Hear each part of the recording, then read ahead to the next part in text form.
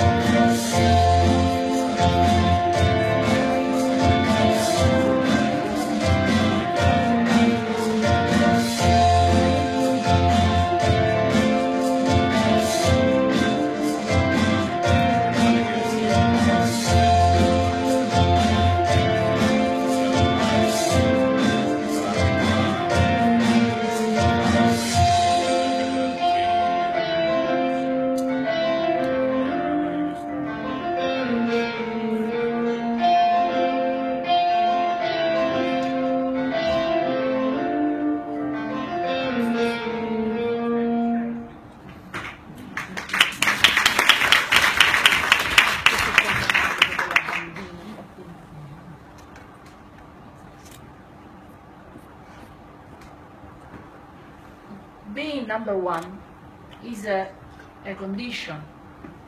It is not a choice, but it forces you to choose the way you will fulfill your task.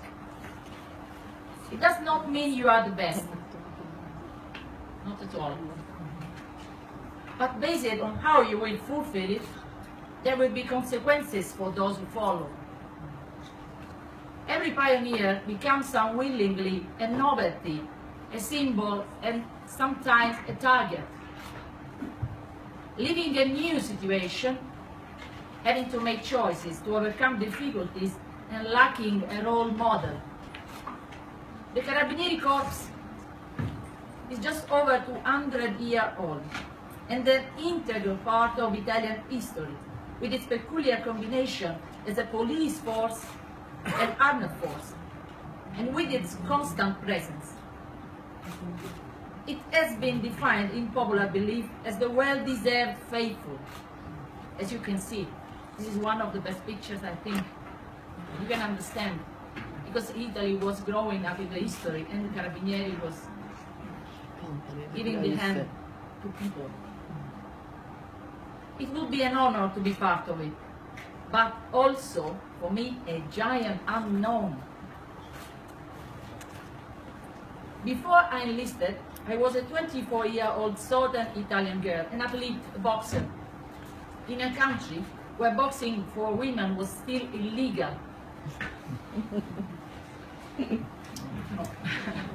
My father always remembered me this. You choose always what you cannot do. But the year 2000 was the year of changes. Fight for sport and fight for their country now was a possible choice.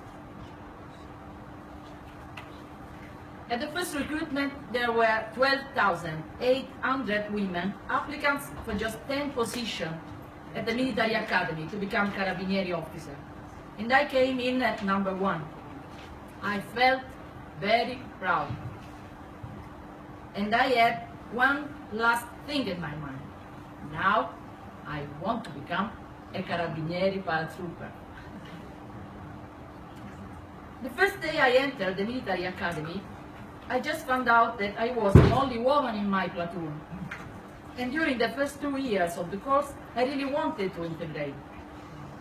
I tried to become less feminine, less assertive, less sensitive, less good, less clever, less.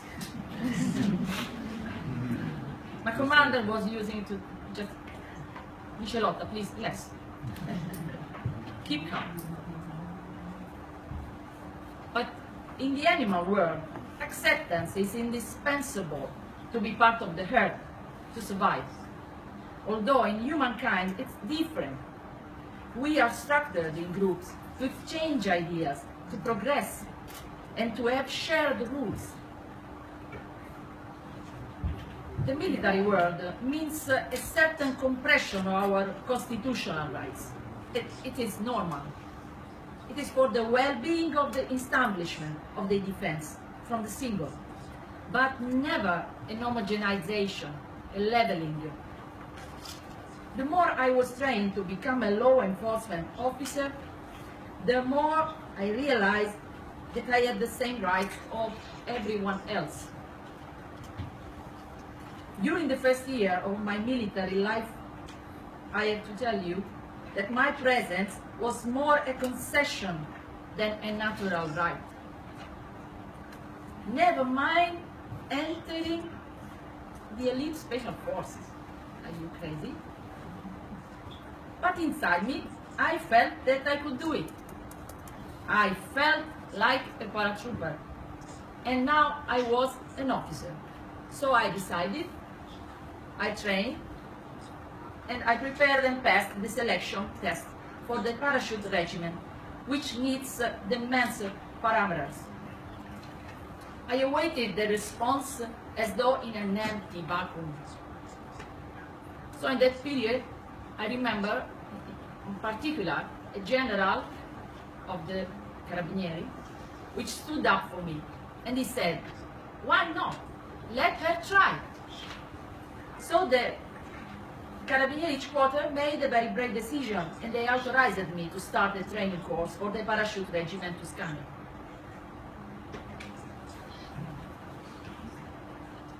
You have to know that the Carabinieri course is a year-long course, the hardest in the Carabinieri, with the 19 participants, and I was again the only woman.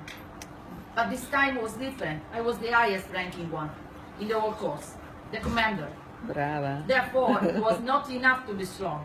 The instructor were looking at me because I had to demonstrate that I could handle the others always. The course was structured in 2 phases. The first one lasted 4 months and was very physical, and many resigned. The second one was 7 months and had many technical and operational elements. On the first day, I remember the colonel in charge of the instructor, he told us, "Guys, look well at the end of the room, because within a week the last 4 rows of participants will be empty." One of the problems was that the lessons and the training did not have any time limitation. There was no end, and the evaluation tests were every week. If you fail a test, you are out. If you are sick, you could be absent for 1 day, or else you were out. There was no time for physical or mental recovery. The first week, 15 participants wept because they could not stand the blasters on their feet. The second week, those that did not finish within the maximum time, the 15-kilometer run with 15-kilogram backpack, were failed. The colonel has told us the truth. I was strong in topography, at parachute jumps, and at swimming. But if I said I did not suffer, I would be lying. I resisted because that was my place. And the more I resisted, the attitude toward me by my colleagues changed. And toward the end, also the attitude of the instructor and the commander changed. It was winter, and I had been in the woods for 1 week. I was wearing uniform pants and just a t-shirt on which I had sewn extra sleeves. It was not, but I tried. It was very difficult for me. But I saw extra sleeves with patches I found in the trash. This was survival training.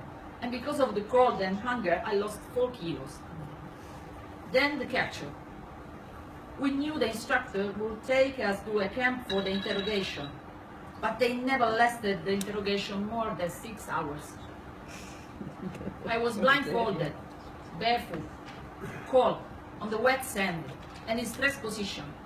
And the interrogation lasted 23 hours. The colonel in charge of the instructors assembled all the staff, and in front of everyone offered me a glass of water and shook my hand.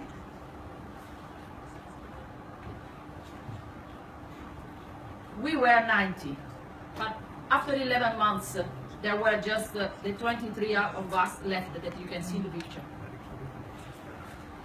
So the point is, what I learned. The things I learned helped me during my tours in foreign missions, like when I was the chief of operation at TIPH in Hebron for 6 months. By then I was married and my daughter was 2 years old. And also when I was assigned to my first Carabinieri territorial command, my direct superior immediately believed in me. He taught me to apply my military training to my police assignment. Responsibility, example, ethics, justice, to motivate my men to their duties. From them I received the most sincere compliments and the strongest support in my defense. With them, I completed police operations and I helped people that really need help. So, I just want to tell you this. To do the things, there is only one way. Do them. But to do them, it's indispensable that competent women and men exercise the function of control. I use always this word. Control is a fundamental component of the command. It's that component that follows to the end in deep of the general rules. One of the problems was that the lessons,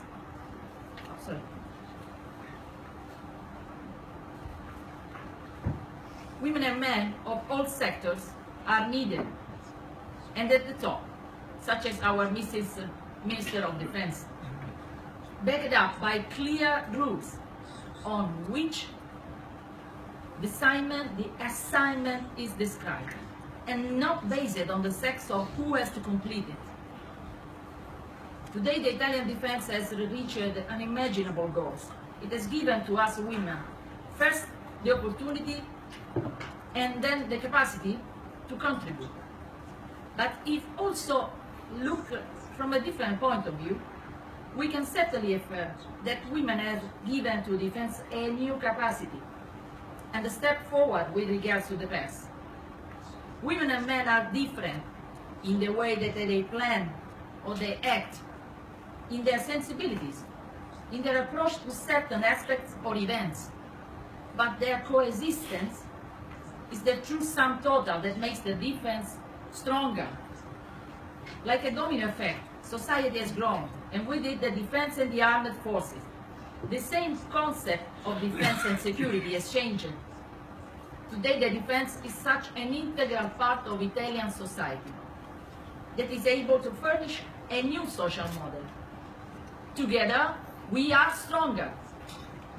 In an individualistic society, I think this idea is revolutionary.